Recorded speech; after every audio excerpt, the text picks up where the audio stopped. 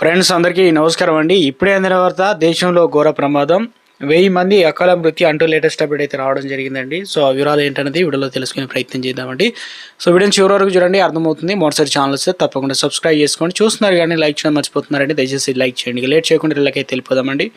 African country సూడాన్లో ఘోర ప్రమాదం జరిగిందనమాట. కొండ చర్యలు విరిగి పడి ఒక గ్రామం మొత్తాన్ని కూడా కప్పేశాయి. దీంతో దాదాపు 1000 మందికి పైగా మరణించినట్లు అధికారులు అయితే చెబుతున్నారు.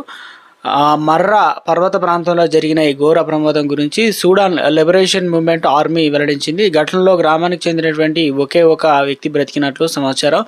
సూడాన్ గత కొద్ది రోజులుగా వర్షాలు అయితే పడుతున్నాయి. ఈ క్రమంలో మర్రా పర్వత ప్రాంతంలో కొండ చర్యలు గ్రామం పైన విరుచుకుపడ్డాయి. వెంటనే అంతర్జాతీయ సమాజం ఐక్యరాజ్య సమితి సహకారం అందించాలని కూడా సూడాన్ కోరుతుంది.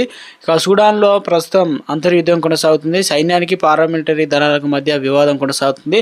దీంతో సామాన్య ప్రజలపై ఎఫెక్ట్ అవుతున్నాయి అన్నమాట. తమను తాము రక్షించుకునేందుకు చాలామంది ఈ మర్రా పర్వత ప్రాంతాల్లో నివాసం ఉంటున్నారు.